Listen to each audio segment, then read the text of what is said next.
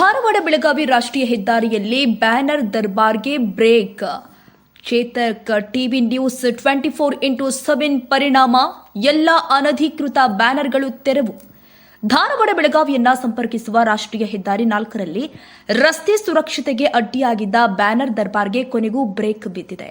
ರಾಷ್ಟ್ರೀಯ ಹೆದ್ದಾರಿಯಲ್ಲಿ ಕಡ್ಡಾಯವಾಗಿ ಇರಬೇಕಾದ ಮದ್ಯಪಾನ ಮಾಡಿ ವಾಹನ ಓಡಿಸಬೇಡಿ, ಅವಸರವೇ ಅಪಾಯ, ನಿಧಾನವಾಗಿ ಚಲಿಸಿ, SOS ಟೋಲ್ ಹೆಲ್ಪ್ ಲೈನ್ ಮುಂತಾದ ಮಹತ್ವದ ಸುರಕ್ಷತಾ ಸೂಚನೆಗಳ ಮೇಲೆ ರಾಜಕೀಯ ನಾಯಕರು ಹಾಗೂ ವಿವಿಧ ಗಣ್ಯರ ಭಾವಚಿತ್ರಗಳು ಇರುವ ವೈಯಕ್ತಿಕ ಬ್ಯಾನರ್ಗಳನ್ನು ಅಳವಡಿಸಲಾಗಿತ್ತು. ಇದರಿಂದ ಚಾಲಕರ ಗಮನ ಬೇಧಿಸಿ ಅಪಘಾತದ ಭೀತಿಯೂ ಕೂಡ ಹೆಚ್ಚಾಗಿತ್ತು. ಈ ಗಂಭೀರ ವಿಷಯವನ್ನ Chetak TV news 24x7 private limited ಸ್ಪಷ್ಟವಾಗಿ ಬೆಳಕಿಗೆ ತಂದು ಸಾರ್ವಜನಿಕ ಆಕ್ರೋಶಕ್ಕೆ ಧ್ವನಿಯಾಗಿತ್ತು.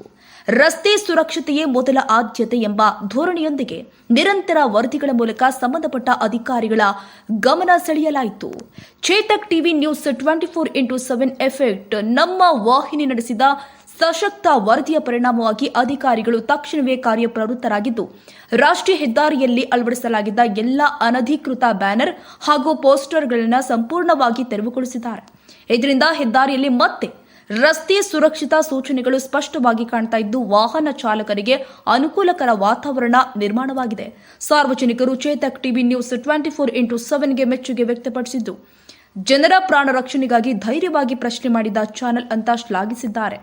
ಸಾರ್ವಜನಿಕ ಹಿತ, ರಸ್ತೆ ಸುರಕ್ಷತೆ ಮತ್ತು ಹೊಣೆಗಾರ ಆಡಳಿತಕ್ಕಾಗಿ ನಿರಂತರ ಹೋರಾಟ. ಇದೇ ಚೇತಕ್ ಟಿವಿ ನ್ಯೂಸ್ 24x7.